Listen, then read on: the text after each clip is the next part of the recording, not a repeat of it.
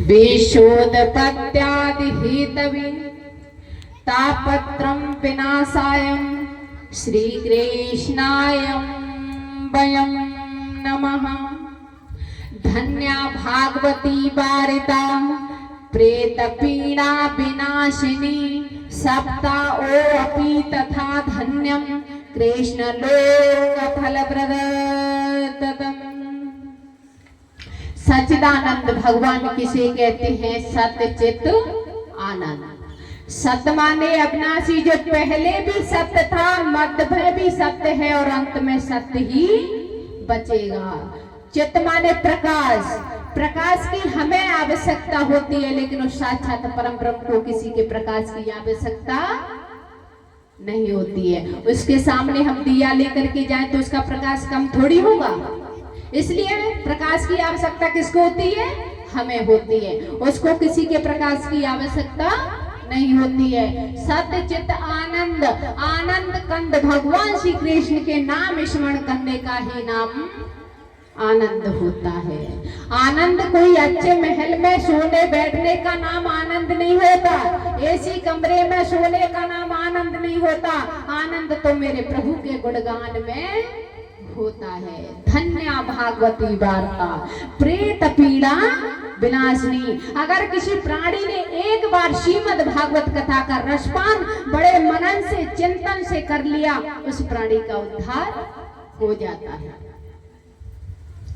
लेकिन ऐसा नहीं है कि हम कथा पांडाल में आएंगे, बैठ जाएंगे, लेकिन हमारा मन घर की तरफ होगा, तो उस प्राणी का उद्धार नहीं होगा। जब हम 4 घंटे यहाँ पर बैठे तो हमारा मन कथा की ओर होना चाहिए। जो प्राणी एक बार बड़े भाव से इस कथा का श्रवण करता है, उसका जीवन धन्य हो जाता है। प्रेत पीड़ा विनाशिनी। कितने भी पाप हो जाएं, वो भी पाप उतर जाते हैं।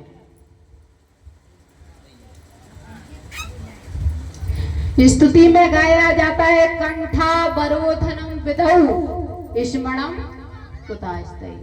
कंठ पे कफ आ जाता है तो भगवान का भजन नहीं होता। आंखों से कम दिखाई देता है तो भगवान के दर्शन नहीं होते। पैरों से चला नहीं जाता तो हम तीर्थ यात्रा नहीं कर पाते। और हाथ हमारे कांपने लगते हैं तो इन्हें हाथों से दान नहीं होता। इसलिए इसी अवस्था में हमें भगवान का भजन करना चाहिए। और हमारी माताएं तो कहती हैं कि अवस्था को देख करके भजन करना चाहिए। जब हम अभी दीदी हमारी अवस्था नहीं है भजन करने की, अभी भजन करने लग जाएंगे तो बच्चों को कौन पालेगा? ऐसा नहीं है। उसमें भी गाया जाता ना, भजन कर मस्त जवानी में बुढ़ापा किसने देखा। अगर हम बुढ़ापा देख ही नहीं पाएंगे तो इसलिए भजन हमें इस बाल अवस्था, जवान अवस्था में ही करना चाहिए। क्योंकि जवान अवस्था में हम देख सकते हैं, चल सकते हैं और भगवान का भजन कर सकते हैं, तीर्थ यात्रा कर सकते हैं। क्योंकि एक बार माता कुंती खड़ी थी, भगवान श्री कृष्ण सामने खड़े थे, सुमित्रा भी खड़ी थी, सभी पांडव खड़े थे।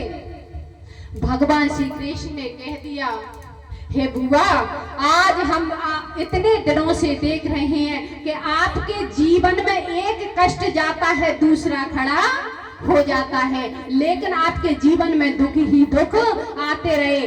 आज मैं तुम्हें वरदान देता हूँ, आज तुम त्रिलोकी का भी राज मांगोगी तो मैं खुशी खुशी दे दूंगा।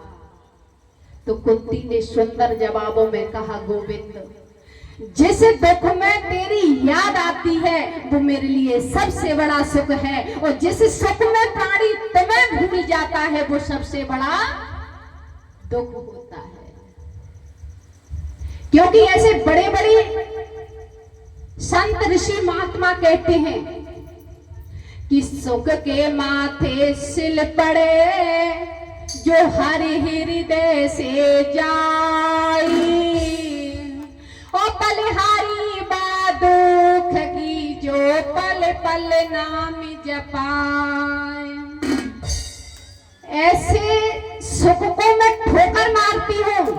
जो गोविंद मेरी जिह्वा से आपका नाम ही चला जाए। मैं उस दुख को गले लगाती हूँ जिस दुख में हर पल हर क्षण आपकी याद आती रहे। प्राणी कब नाम जप करता है बताओ, दुख में या सुख में? अब सुखी प्राणी तो उसको 4 व्हीलर में, महलों में, फैक्ट्री में, घर में, परिवार में उसे समय ही नहीं मिलता। कि समय मिलता है?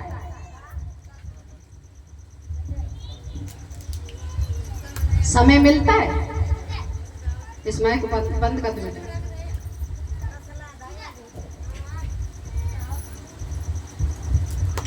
और जिस दुख में गोविंद तेरी याद आती है ना, वो सबसे बड़ा सुख है। अब गोविंद ने यहाँ पर सभी पांडवों की परीक्षा ली और सुमित्रा की परीक्षा ली और द्रौपदी की परीक्षा ली। अब सुमित्रा से भगवान बोले, सुभद्रा मैं तुम्हें कुछ देना चाहता हूं। अब कुंती को डर लग रहा है, कहूं मेरी बहू त्रिलोकी का राज न मांग ले। अब कुंती ऐसे ऐसे देख रही है, लेकिन सुभद्रा भी ज्ञानी थी। सुभद्रा भगवान की बहन है तो वो ऐसे थोड़ी ना कुछ मांगेगी कि त्रिलोकी का राज मांग लेगी। जिसने गोविंद को मांग लिया वही तो सबसे बड़ा सुखी प्राणी होता है। अब सुमित्रा ने मुस्कुरा करके कहा, गोविंद कंठा बरोधनम विधौ स्मरणम कुतास्ति। जब कंठ पे कफ आ जाता है तो आपका नाम स्मरण नहीं होता, इसलिए मुझे ऐसा आशीर्वाद दे दो कि इस अवस्था में मैं आपका भजन कर सकूं। गोविंद और कुछ नहीं चाहिए, आपका भजन चाहिए। क्या मांगा था? भजन। और हमारी माता मंदिर में जाकर के कहती है, एक पोता दे देना भगवान, नाती हो जाए, पंती हो जाए। अरे भगवान को सब पता है किसको क्या देना है और किससे क्या लेना है। हमारे मुखारविंद से थोड़ी भगवान जानेंगे। आप भी पता है, यहाँ पर सभी लोग बैठे हैं, भगवान को पता है किसके मन में क्या चल रहा है। उसकी दृष्टि कभी फेल नहीं होती। भगवान को सब कुछ पता रहता है कि किस प्राणी को सुख देना है और किस प्राणी को दुख देना है, क्योंकि उसके बिना पत्ता भी नहीं हिलता। सुभद्रा ने कह दिया, प्रभु चलते फिरते उठते बैठते मैं आपका गुणगान करती रहूं, यही वरदान दे दो। क्या मांगा था? भगवान का गुणगान। अब द्रौपदी से भगवान ने कहा, द्रौपदी आप भी कुछ मांग लो। द्रौपदी कहने लगी, गोविंद तुम मेरे सखा हो, मैं आपकी सखी हूं, क्या मांगना है? सब कुछ तो मिल गया। जहाँ गोविंद आंखों के सामने खड़ा है तो मांगने की क्या आवश्यकता है? जिसको गोविंद मिल जाए तो उसके दुनिया की वस्तु कुछ भी नहीं होती है। इसलिए गोविंद मुझे कुछ नहीं चाहिए। भीमसेन से मांगा, भीमसेन से कहा प्रभु ने, आप भी कुछ मांग लो। अब सभी सोच रहे हैं कि भीमसेन को भूख ज्यादा लगती है, कहूं भोजन की व्यवस्था ज्यादा ना मांग ले। लेकिन भगवान हर किसी की व्यवस्था पहले ही करके रखते हैं। सभी से कहा गोविंद ने मांग लो, लेकिन किसी ने संसार की वस्तु मांगी ही नहीं।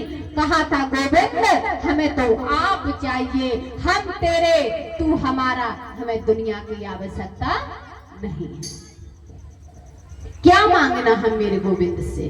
सब कुछ तो दिया है, इतना सुंदर शरीर दिया है, 2 आंखें दी हैं अच्छा दर्श करने के लिए, और कान दिए हैं कथा सुनने के लिए, हाथ दिए हैं इन हाथों से दान करने के लिए, पैर दिए हमारी यात्रा करने के लिए। अब ये आपके हाथ में है कि आपको इनका उपयोग कैसे करना है। कोई सही तरीके से करता है, कोई गलत तरीके से करता है। कोई सही मार्ग पे चलता है, कोई कांटे के मार्ग पे चलता है।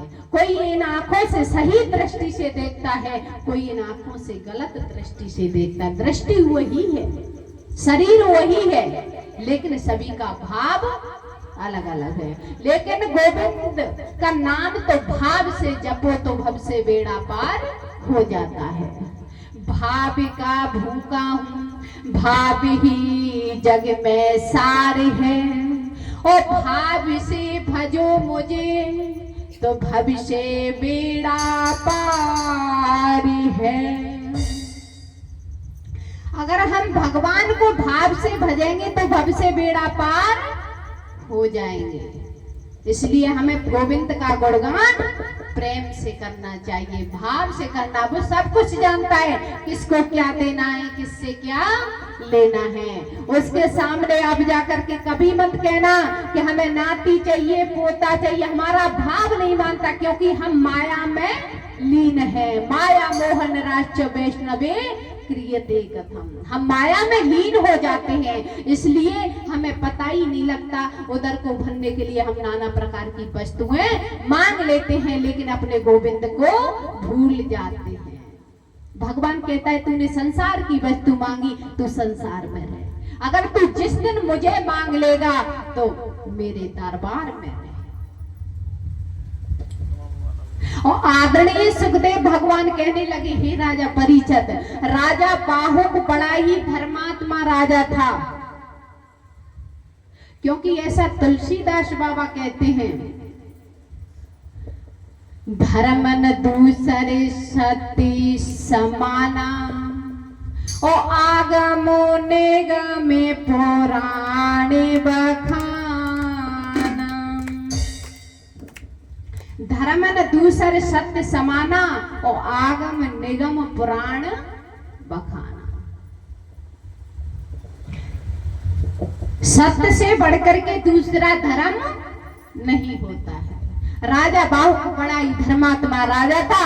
उसकी 100 पत्नियां थी, लेकिन किसी भी रानी के कोई भी संतान नहीं थी। ऋषियों ने आकर के यज्ञ करवाया, राजा को एक फल दिया, जाओ अपनी बड़ी रानी को खिला देना, इससे संतान हो जाएगी। जैसे ही राजा ने अपनी बड़ी रानी को खिला दिया, बड़ी रानी गर्भवती हो जाती है। जब उसके 10वें मास में पुत्र हुआ तो अन्य रानियों को जलन होने लगी। जिस स्त्री के संतान होती है तो घर वाले उससे ही ज्यादा प्रेम करते हैं। तो अन्य रानियों को जलन होने लगी, तो जलन के कारण उन्होंने उस बच्चे को ही जहर पिला दिया। जब इतना शब्द सभी ऋषि महात्माओं ने सुना तो सभी इकट्ठे हो गए, देवराजेंद्र को बुलाया। देवराजेंद्र ने अमृत में अंगूठा डुबाया और उस बच्चे के मुख में छिमाया। उसी से उसका नाम जिंदा होकर के सगर पड़ा। सगर के वंश में राजा त्रिशंकु हुए, त्रिशंकु के वंश में राजा हरिश्चंद्र हुए, हरिश्चंद्र के वंश में राजा रोहित हुए, रोहित के वंश में राजा चंप हुए, चंप के वंश में महाप्रतापी राजा दशरथ हुए थे। आदरणीय सुखदेव भगवान कहने लगे, हे राजा परीक्षित, परीक्षित जी इस कथा को विस्तार से श्रवण कर रहे थे, बड़ी विधि विधान से श्रवण कर रहे थे। राजा दशरथ बड़े धर्मात्मा राजा थे, तो उन्होंने धर्म पूर्वक राज करते थे, लेकिन उनके कोई संतान नहीं थी। कोई संतान नहीं थी तो राजा बड़े ही दुखी रहने लगे। जब राजा को दुख हुआ मेरे कोई संतान नहीं है, तो राजा ने, ऐसा तुलसीदास बाबा कहते हैं, श्रृंगीय ऋषि वशिष्ठ बुलावा और पुत्र काम बस यज्ञ करावा। श्रृंगीय ऋषि वशिष्ठ जी को बुलाया, यज्ञ करवाया, क्योंकि राजा बड़ी दुखी थी। एक बार भूपत मन माई और भैया गलाने मोर सुत नाई, मेरे कोई संतान नहीं है, तो श्रृंगीय ऋषि वशिष्ठ बुलावा और पुत्र काम बस यज्ञ करावा। यज्ञ कराया, उस यज्ञ में से यज्ञनी देवता चर, उसको बोलते हैं खीर।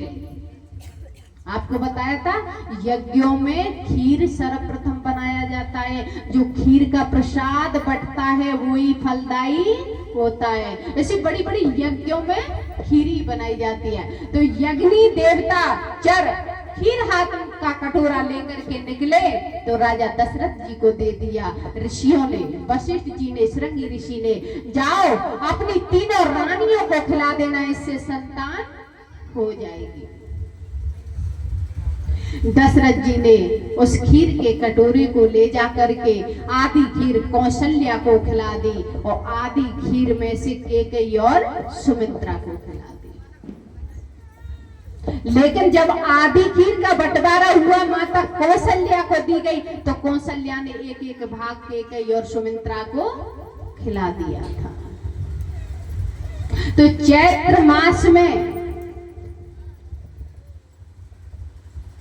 ठीक दिन के 12 बजे रामचंद्र भगवान का जन्म हुआ था। बोलिए रामचंद्र भगवान की। जोर से जयकारा लगाएंगे राम जी। बोलिए रामचंद्र भगवान की जय। जय श्री राधे, जय जय श्री राधे श्याम। राम जी का जन्म हुआ तो तुलसीदास बाबा कहते हैं, नौमी तिथि मधुमासी पुनीता और शुक्ल पक्ष अभिजिते हरे प्रीता। नौमी तिथि मधुमास पुनीता शुक्ल पक्ष अभिजित हर प्रीता। नौमी तिथि को शुक्ल पक्ष में मेरे मर्यादा पुरुषोत्तम श्री राम ने जन्म लिया था। कैकेयी माता के गर्भ से भरत हुए और सुमित्रा माता के गर्भ से लक्ष्मण और शत्रुघ्न हुए। जब लक्ष्मण, शत्रुघ्न, राम, भरत जी हुए तो यह देखकर के राजा दशरथ जी बड़े ही प्रसन्न होने लगे। राजा ने प्रसन्न होकर के लाखों गौ दान में दी, अन्न दान, स्वर्ण दान, चांदी दान, बड़े बड़े ऋषि महात्माओं को बुला करके। पहले के राजा ऋषि महात्माओं का बड़ा सम्मान करते थे। आजकल तो तुलसीदास बाबा ने वैसे बड़े सुंदर शब्दों में लिखा है कि माँ नहीं, माता पिता नहीं देवा और साधु निसन कर बाबई सेवा। कैसे लोग हो चुके हैं, माँ नहीं, माता पिता नहीं देवा और साधु निसन कर बाबई सेवा। वे सोचते हैं अगर संत महात्मा हमारी सेवा कर जाते तो ही अच्छा है। ऐसा ही होता है।